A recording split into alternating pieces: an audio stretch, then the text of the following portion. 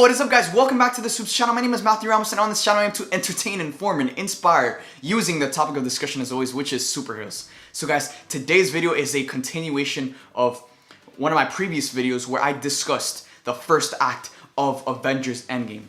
Now, this description that I'm going to be breaking down today is a continuation of that same description, except today we're going to be breaking down the second act of Avengers Endgame. Now guys, again, spoilers, possible spoilers ahead, as this can and cannot be true. I would take it with a grain of salt, but also take into account the structure and, how detailed this description really is. So it could possibly happen and play out in Avengers Endgame. But in today's video, we're going to be breaking it all down and, stay to the end of the video for giveaway details, as I'm going to be giving away a piece of Avengers Endgame art, as you guys can see on the screen. But this is a beautiful piece of art, and for you being a superhero lover, I feel like you would love to have this in your house, somewhere in your house. So make sure to stay till the end of the video for giveaway details. And without further ado, let's get right into this description. So coming off of the first description, where we ended on the group beginning to plan their assault against Thanos. The plan is to copy each of the stones in the past via the quantum realm and form a new gauntlet. The info from Shuri's computer helps them understand how to build a receptacle for the stones. Captain Marvel's composition helps them understand how to copy the stones.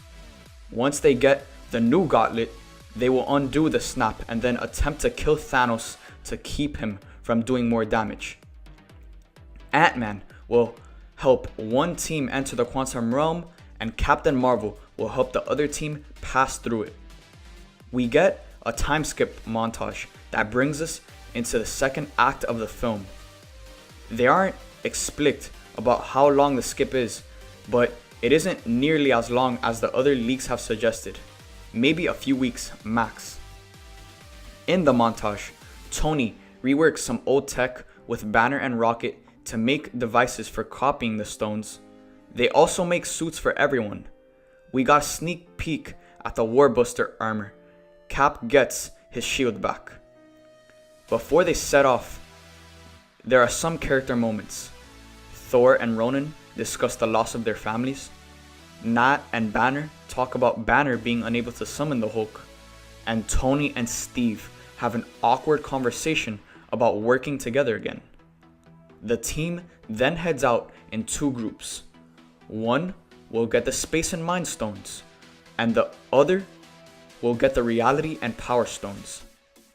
They will regroup after that and move on to the two final stones, Space and Mind. Tony, Ant-Man, and War Machine, and Natasha Banner go to the Battle of New York. The Tesseract is in plain sight, and the Mind Stone is literally inside of Stark Tower at one point, with only Loki defending it. Banner is tasked with copying the Tesseract, while Natasha and War Machine help defend it. Banner struggles to bring out the Hulk still, and Natasha tries to help him coax out, but is unsuccessful. Tony and Ant-Man go after Loki and the Scepter, running into past Captain America, who they have a brief comedic interaction with. They end up disarming Loki immediately after his conversation with past Tony and copy the scepter before giving it back to him. Much to his surprise, evacuating the situation after copying the stones to the shock of the past characters becomes a bit of a running joke. Banner then comes face to face with the past Hulk after Hulk saves him from some Chitauri. They share a silent state. Banner has some kind of visible mental epiphany. With both stones copied, they ditch the city, much to the confusion of the old Avengers. Reality and Power, Thor, Cap, Captain Marvel, Rocket, Clint, and Nebula. Rocket and Thor's combined knowledge tell them that there were two stones on Nowhere at one time. They intercept the Guardians, showing the stone to the Collector, and demand he brings them the Reality Stone. He brings them to the massive receptacle he keeps the Reality Stone in, and they prepare to copy the stones. Unfortunately for them, they still need to deal with Ronan. Rocket figures that preventing him from showing up entirely will affect time and space too much. Captain Marvel, Thor, Rocket, and Nebula fight alongside the past Guardians to hold back Ronan's army while the stones are copied, mostly playing defense so as not to change the past too much. Ronan and Cap defend the stones up close. They manage to copy the stones and abandon the Guardians, much to their confusion. During the copying scenes, we see Thanos on Titan 2. While the stones are being copied, the stones in his gauntlet begin to flicker as if they are being activated. Thanos notices this and puts on the gauntlet. He then pauses for a moment and says, "Stark." The group meet back at HQ.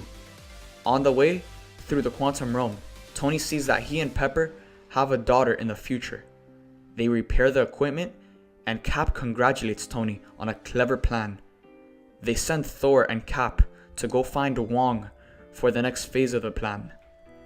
Natasha and Banner discuss Hulk.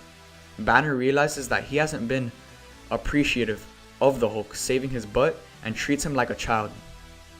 Tony goes home to see Pepper before they finish the mission. He's attacked by several Outriders at his home. He kills them all and rushes back to the Avengers HQ. Cap and Thor are also attacked while recruiting Wong. Everyone returns to Avengers HQ and Thanos attacks. Thanos is kicking butt, but Captain Marvel seems to hold her own. Banner manages to finally Hulk out and evens the odds. Wong tricks Thanos and traps him in an alternate dimension. He's clear that it won't hold Thanos for long. The group begin hunting for the last 2 Infinity Stones after this, unsure what happens past this point. Wow, guys, what a second act description this is. Now, if this actually ends up coming true, my God, I can't get any more of this description. It's so detailed, everything makes sense, and the way it ends with Thanos taking the fight to the Avengers and all of them being assembled. Captain Marvel's there, Hulk finally hulks out, and with everyone being together and Thanos attacking them, I just want to see how that all plays out. And then this is the end of this description from this Reddit user. We had the first act, which I did a video on. You guys can check that out, linked in the description. And then in this video, we have the second act.